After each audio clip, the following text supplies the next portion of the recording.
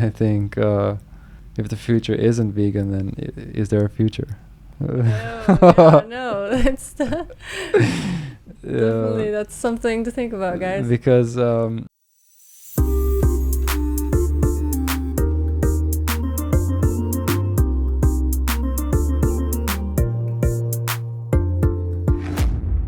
Hi guys, welcome to a new podcast. My name is Farahamberh. Thank you guys for listening. Thank you for tuning in. This one's going to be about veganism, and veganism is such a big topic, and I'll probably be making many more after this, but this will be the first one that we do. And I've invited my brother here, Raphy J, along with... Hello guys. Hi. I'll just introduce him. So he is a music producer, he's a fitness advocate, and he's been vegan now longer than me. He actually inspired me to be vegan. That's why I really wanted him to be on this podcast, on the first podcast on veganism. Yeah, so I think we'll just get right into it. Since when have you been vegan, actually? Let's start there. There was a first time where I wanted to try it, which was August 2017, after I just watched the movie Okja. Okay. Right, and I was in LA at the time, so I was curious to try all their vegan burgers and all their food stuff. So I tried that for a month. Then I went back to pescatarianism because I was in Korea and I wasn't fully as dedicated as I am now. And then in March 2019 is when I was at a kind of a low point just in my health and what I was doing. And then I decided I was going to try to get ripped on a vegan diet and see, kind of prove people wrong, see if I can do that. From then on, I just dedicated to fully going vegan. So I haven't stopped since then, and now it's October 2021. So more than two and a half years. 2.5? Mm-hmm. Nice. I think for me, it's now reached 1 year exactly, because I started being vegan in quarantine last year. Fully vegan. I was vegetarian a bit before that. And then I think in quarantine, we were living together again, and it was kind of inspired me with all the vegan foods and everything to just be vegan. My turning point was actually that I got really nauseous after eating some caramel granola. And after that, I was like, no more dairy. This is it. Was that at the place? Friends Cafe? Yeah, Friends Avenue. Shout out, Friends Cafe. For turning me vegan, for having caramel in their granola. Yeah, I made a mistake there getting the granola. Things happen. Yeah, once you turn vegan, you'll actually really taste when something is not vegan. Yeah. Can become sensitive to that. Yeah, definitely. Yeah, so what inspired you? You said you were, health-wise, it was not a great thing for you. Because I think what inspires people to be vegan, I think there's, 3 main reasons for people to turn, fully vegan. And I think number one is... Or not number one, I'm just going to name a 3. So it's health, the animals, and the environment. Which of these 3 was at the top for you? Or are they kind of all equal, the reasons for being vegan? I think it always made sense to me. When I was 10, even it didn't make sense that we were eating animals. But I got desensitized. And then I saw actually, just going back to the movie Okja, there's a Korean movie. It's on Netflix, so if you haven't watched it, check it out. I saw some tweets and people were saying, I just watch Okja, I'm turning vegan now. I was like, oh my man, these people, they on one movie turns them vegan. But we are desensitized, and if you see things like that, then it really makes you think. And so that was the first part where I started thinking about why are we eating animals, and that was it's always been the core, but the reason for me to fully try it is because I was already focused on diet with fitness. So it was a health challenge, kind of fueled by the animal ethics and animal compassion side. First was a diet thing, and then it's as you get more educated about different things and how animals are kind of used in different ways, you become more passionate about it, because you realize we've been so desensitized, and so we don't know about all these different ways that animals are manipulated in different ways. So then you become more passionate about that. And it's actually quite difficult once you are vegan then to see kind of how to approach new people about it, because like I said, I didn't know how bad it was, and that's why I was more health focused in the beginning.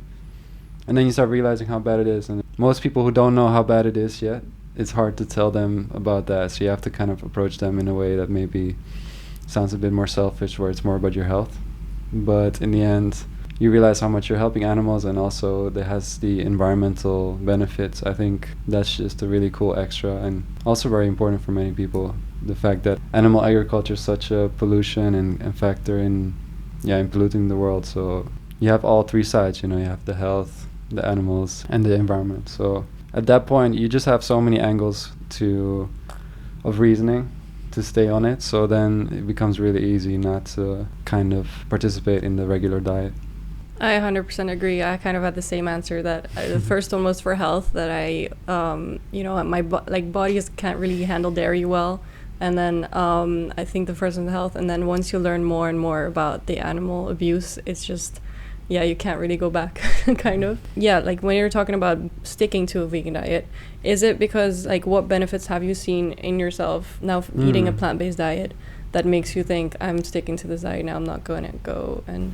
Yeah, the most interesting thing was for me in the beginning, where when I started to do vegan diet, I started to get a lot of energy in the beginning. And you know how, like, after having lunch or something, you might feel like very tired all of a sudden, but on the vegan diet you didn't have it. I just felt light all the time, so I felt like I can go for a run at any time, even after dinner or after breakfast or whatever. That was a big thing, where I just feel really light on the diet. And with that, like, also the more research I did about health, it shows that if you're eating animal products, it has some kind of inflammation you can have inside the food already. And when you consume that, then your body gets higher inflammation that it has to fight, right? So in that sense, like, I think if you don't eat the inflammation in the first place, then your body can just focus on killing the own inflammation in your own body. And then you have things that are called anti-inflammatory foods. And these are, like, you know, certain types of vegetables. And, like, yes, if you eat meat and the vegetables, then the anti-inflammatory foods will balance the meat, right? But if you only eat anti-inflammatories, then your body will go lower in inflammation. And that's why also, you know, I've been much less sick. I think I can count on one hand the amount of times I've been sick in the last 2 years, where, you know, every year before I would get sick more than 5, you know, times the winter. And now it's maybe 3 times in 2 years where I felt like sick, and it wasn't even that bad. Like, nowadays, if I get sick, I used to be really scared, like, oh, I'm gonna be out for a week. But nowadays, if vegan sick is not like normal sick, guys. Vegan sick is like you feel your throat and you have a little mucus, and then you're like 3 days and it's done. Before I was vegan, if I got really sick, I'd be out for a week for sure. Yeah. No, for sure. The health benefits, like, for myself as well, like, my fitness has gone up. I'm not tired anymore. It's so many things have changed for me that I think it really is, like, the best diet for you. And it's very interesting what you said about the meat aspect. I don't think a lot of people realize it. People often see meat actually as protein, and they don't realize that you can have a lot of protein on a vegan diet. And it kind of comes back to what you said, trying to prove people wrong by doing that. And I remember you talking a lot about the gorilla diet. And getting muscle on a plant-based diet, because a lot of people actually in the fitness industry especially, they think eggs and meat, Greek yogurt, all this stuff has a lot of protein, and it's true that it has protein, but the protein aspect doesn't outweigh any other factors that are maybe in the foods that are maybe not good for you. Yeah, and there's other things that have protefined. Yeah, and that's the main point. Like, we completely survive on a vegan diet.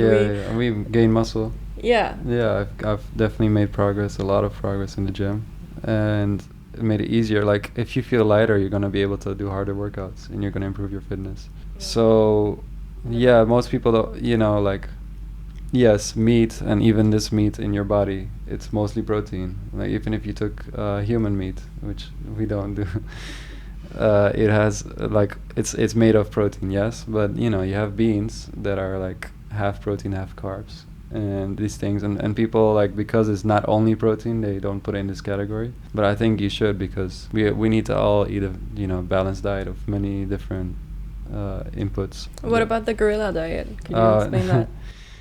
There's no gorilla diet. No, I think you misunderstood. No, I mean, if you were advocate of the gorilla diet, because a gorilla is the strongest animal in the animal kingdom, and it only eats plants. It would be cool if that's a trend.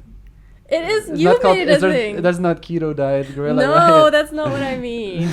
what I mean, I remember Raphy telling me that, a reminder that, yes, lions eat meat, but gorilla, yes. the strongest animal in the animal kingdom, eats a plant-based diet. I think it's the strongest, yeah. Yeah, it's one of the strongest. Yeah, so the biggest land animal, elephant, is a vegan, I think. Gorillas as well. And yeah, gorillas just eat a lot of fruit and veggies. Even fruit and veggies have a bit of protein, a little bit. So if you eat a lot of them, you get more of this protein. So that's interesting too. You could say it as an example. Like, come on, like if you want to live like a gorilla. Oh, there was the saying in Game Changers. People ask me, how are you as strong as an ox? And then he said, have you ever seen an ox eat meat? Something like this, right? Nice. Talking about Game Changers, that was one of my questions actually. Do you, what kind of documentaries or books would you recommend people to watch or read? People who are interested in veganism. Like, what are the main ones? I mean, Okja is a fiction film. Okja, OKJA. It's not fully vegan focused, and that's actually what's good about it, because it's entertaining just as a movie, so it's really good for general public. And then if you want to know more about veganism, then Game Changers is really cool in the way that they have made it cool to be vegan. So they show all the vegan athletes that are breaking records and that are even outperforming non-vegan athletes. So it's a really good thing to watch, and it also gives some perspective on where to get protein and how it affects your body to eat vegan and not vegan. Those two are the ones that I've watched, and there's more, but I personally haven't watched them. I saw a bit of Cowspiracy, and in that one I studied it I did a project on it in school, and there was back then I was still eating meat, but I was like starting to see the disadvantages of it. And one thing that they say in there is that if you eat one burger, it's like a month of showering of water needed. So if you're trying to be sustainable, then you can't really eat the burger and still be in the same integrity with your environmentalism. There's the documentaries like Dominion, I think it's called, and Earthlings, but I haven't watched them because I'm too scared. So for some people, they need to see what happens in the slaughterhouses and what happens to animals and how they're treated.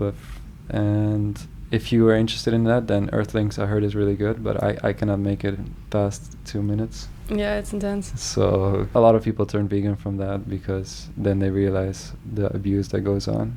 So if you want to be educated on that, then you can check that.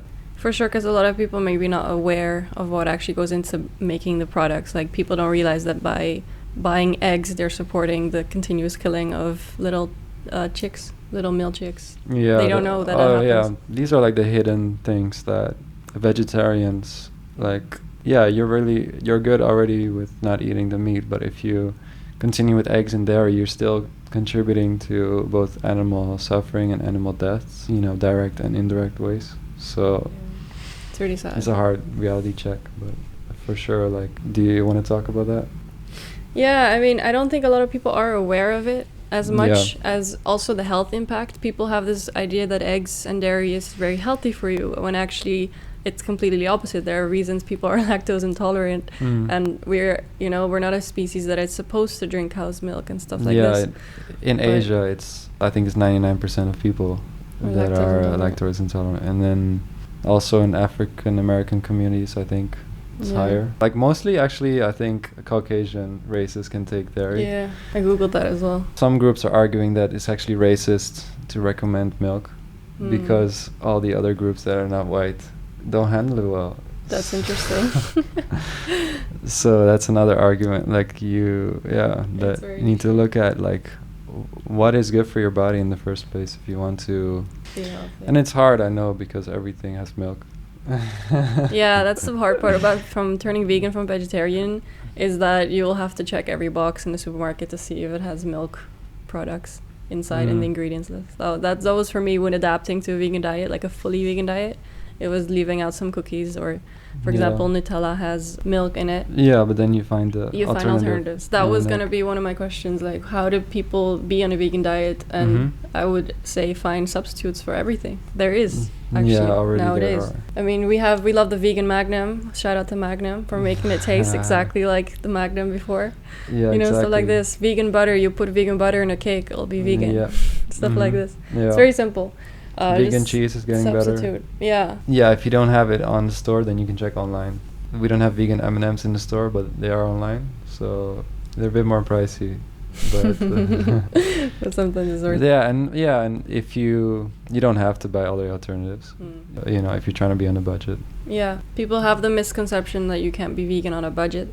And it's actually it's not very different from a normal diet and how you normally and eat. You have to think like when people say eat on a, when you think of an image of someone like having no money and like in a comic book, like Donald Duck or something, we're eating beans and rice. Yeah. Right. They're not buying the meat because the Right. meat is normally more expensive. Interesting. So if you think about that, like the most basic diet is beans and rice, right? Like it's like really cheap. You can buy it in package. You can buy chickpeas and all these things. Yeah. It's all vegan food, and I guess people don't remember that that's vegan. Yeah, true.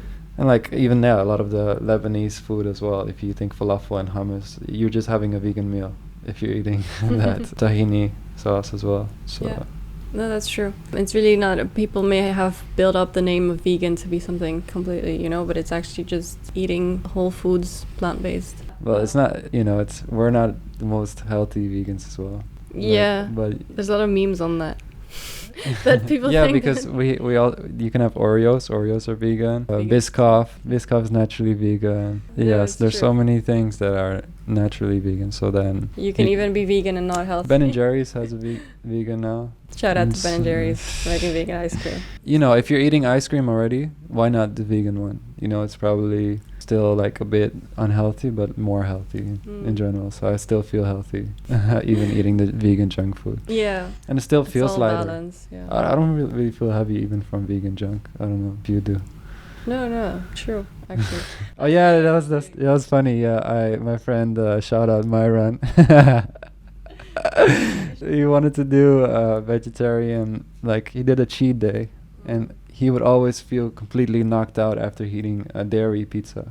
And like he would order, because he had cheat days once a week, so he'd order like 3 burgers, 2 pizzas, a big big bowl of ice cream, and like just go wild. And then I challenged him to do a vegan cheat day and see if he would still get knocked out, and he didn't. Wow. Yeah, he even after like eating, he just got full. He didn't feel like low energy, and that was a big test. Wow. Yeah. Yeah, and it was interesting. Yeah. No, it's definitely, because I remember actually in our family as well that we, for example, Indian food was always quite heavy for us, and then now we have a vegan. There's a vegan Indian restaurant here in Dubai, Govinda's in Karma, and once you eat that, it's actually you don't feel heavy anymore. It's very interesting. Even our mom. It's really funny. She had we eat vegan donuts here in JLT. There's a vegan donut shop, and then the vegan donuts, like, it's sugar and everything, so you feel that in your body probably, but it's not as heavy as the normal donuts. And then our mom made the mistake of accidentally ordering the normal donuts, and she basically threw up. Yeah, that was really a interesting. couple hours later, she texted me like, I can't have donuts anymore. Yeah. It's a sugar. It's a sugar. I can't have sugar. Well, I text like, are you sure it's vegan? Like that you threw up, and then she half realized. an hour later, I got a picture. It says, "Oh my God, I ordered the wrong ones." And for her, it's really intense. Like she has to throw up now. So again, it's just something you have to try, because if your whole life ate a certain way, you don't know how it's gonna feel. And you don't know really what currently is bogging your body. Only once you try, you can kind of have an idea, and then just see how it goes. For sure. You can try it and see what benefits it brings you, if it brings you benefits. And it is hard when when people have this stigma of veganism. Even I did when he was vegan. we would always be, we would sit in a restaurant with the 4 of us with the family, and we'd be like, he's vegan, by the way, so he can't have it. No, he's vegan, and like it's a big thing. I didn't know you were like.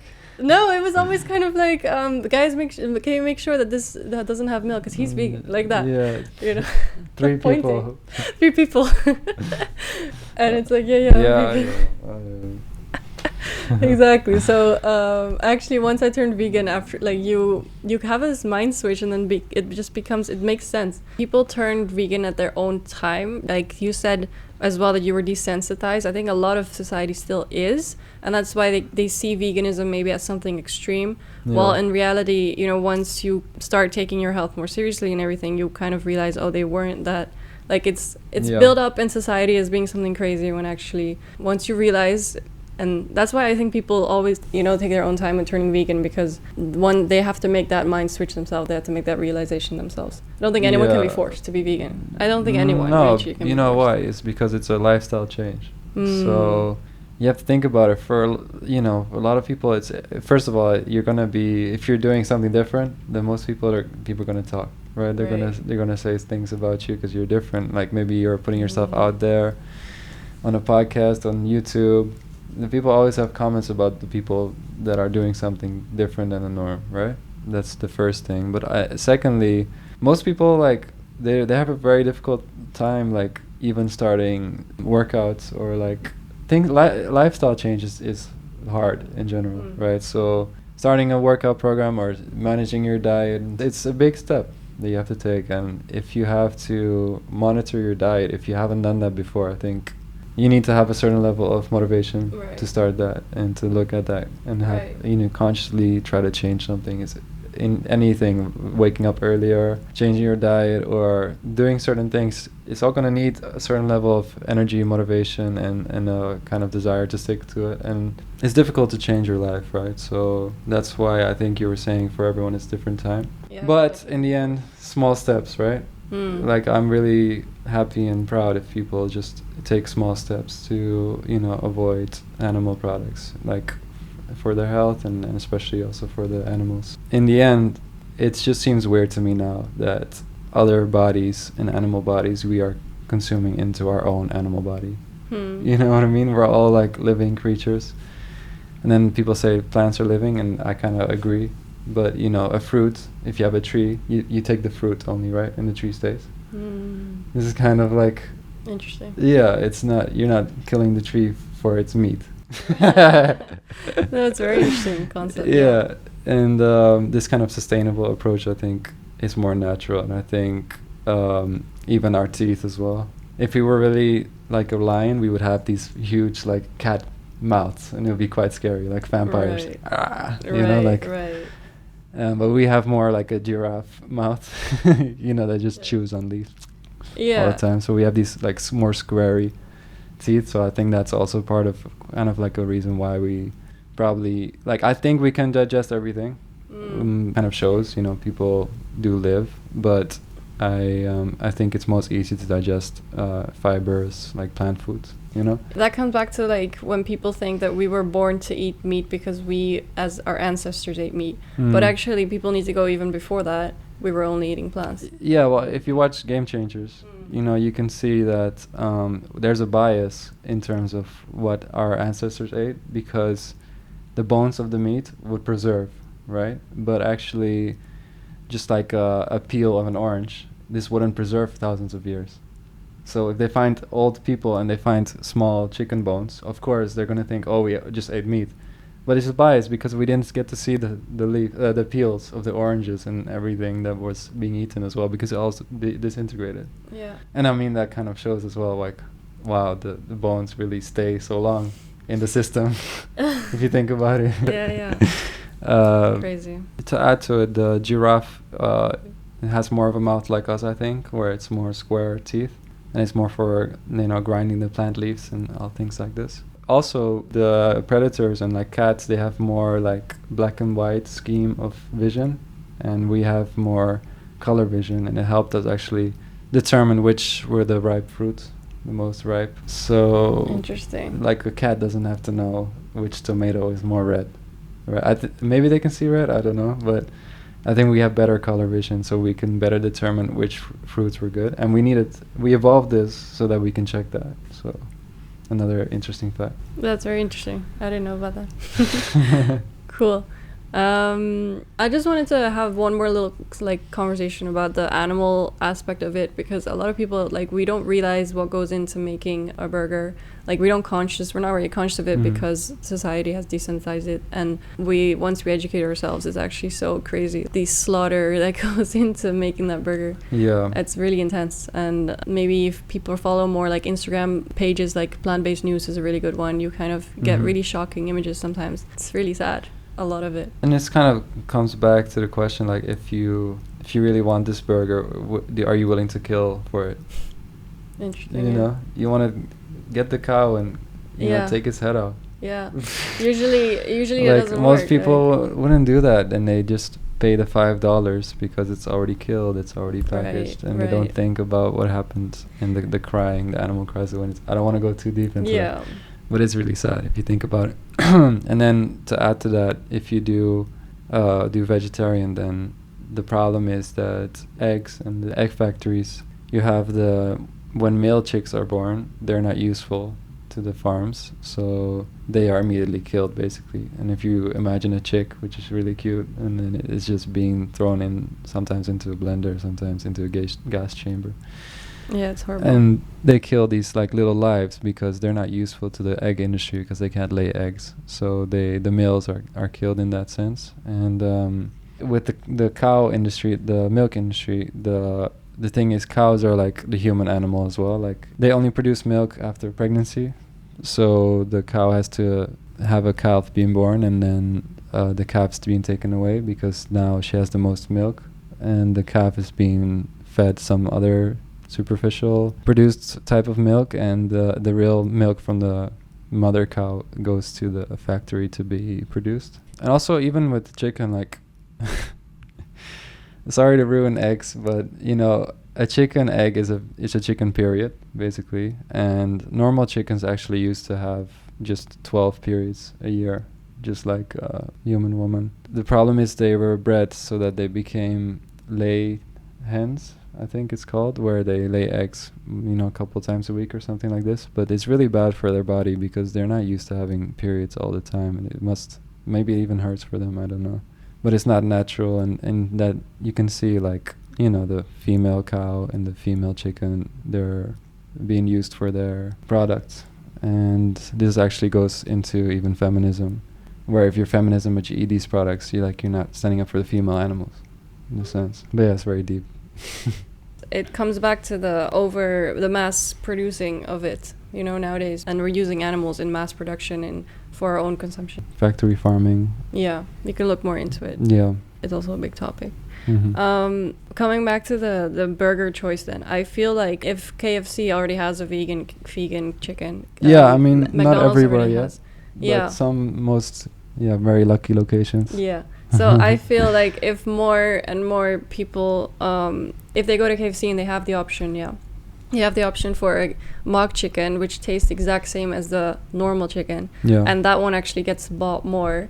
I feel like the future will be vegan. I feel like they'll see, there's a shift in people buying it. People are seeing it tastes the same. We don't need to, do all this mass production on these animals anymore. And I feel like then eventually I really have hope that our future is vegan.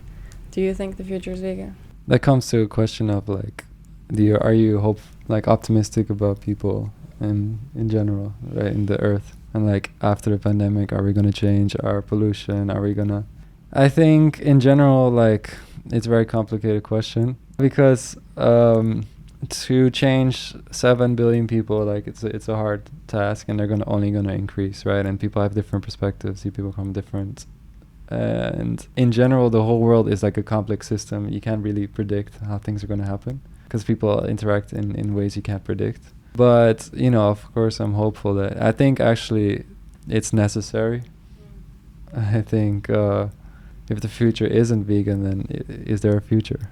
No, it's definitely that's something to think about, guys. Because if we don't stop pollution, but that comes with animal agriculture, and if we don't stop eating animals, also, like, we have to think, guys, like, the pandemic is because of animal eating, right? Most likely. But I don't want to get into conspiracies. It's probably animal born, as well as many other flus, that's like swine flu and bird flu. these came from animals, and the thing is, if we don't stop eating animals, then these type of pandemics won't stop, and that's a big reason as well why not eating animals is important because they can have diseases that can affect us. Oh yeah, and also because cows and animals like this in the factory farming, they are being fed a lot of antibiotics, and this causes antibiotic resistance of diseases. Diseases become stronger because we just throw antibiotics at animal foods, and because of this high production of meat, then the more we do this, at some point there will be a disease that will be resistant against antibiotics, and then we're going to have to find a whole new solution to fight those new diseases that are super antibiotic resistant diseases. And we have to stop this. We have to stop feeding cows antibiotics and just stop eating them as well while we're at it. That's a big topic on the antibiotics. I don't have time to get into details, but just look it up on YouTube, antibiotic resistance. It's one of the reasons that I don't think meat is healthy for you. Like at this point in time, at this age, 2021, all the antibiotics that goes into the meat and that enters your system, then you're eating something that has been fed some type of food that you will then digest into your body, that you will get. And people don't realize this, when they eat the meat. And that was one of the reasons why I really think eating meat in 2021 is just because of the mass production. It's just not healthy anymore. Yeah, if it ever was and you healthy. have to think as well, the animals on the way to the slaughterhouse, they're very scared. And when you're scared, the body produces a stress hormone called cortisol. And at the moment of being slaughtered, the cortisol is the max. So it could be that I don't know for sure, but it could be that this meat has the stress hormone really in high effect in the meat itself. So it could be that if you eat it, you get more of this stress hormone. That's a theory. Really interesting, yeah. Yeah. I understand. If you watch Okja, you'll see what he means with the slaughterhouse and the stress. Good. Yeah, it's Korean movie, right? Yeah. Same director as Parasite. So right. Definitely recommend it. In the end, I hope this informed you a little bit on the different ways in which why I'm vegan and why I am an advocate for it. And if you're interested, I recommend checking out the Game Changers for mostly vegan, and Okja if you're more into entertaining movie like a material. They're both on Netflix, if I'm not mistaken. Yeah, they're both on Netflix. Lastly, if you're interested, if you've listened this far, I challenge you to try it out. Yeah, let's go, guys. And just reach out to either one of us, and we'll help you definitely. We just want people to feel better. We want animals to be helped. So that's our main goal with making this podcast. Yeah, definitely. So I bet on it that you feel better, but just DM me. Yeah. Let's see how it goes, and I challenge you to try it out. And even if you can make small steps, I think the whole world will appreciate it. Yeah, 100%. Yeah, the environment, the animals, and your health, your body. So why not try it out? All positive aspects. So ending our podcast here on a very positive note on our benefits of veganism and the reason why we're vegan. And just thank you guys so much for listening, for watching this. If you're watching this on YouTube, thank you for listening to this podcast. And we'll see you in the next one. All right. Bye. Bye.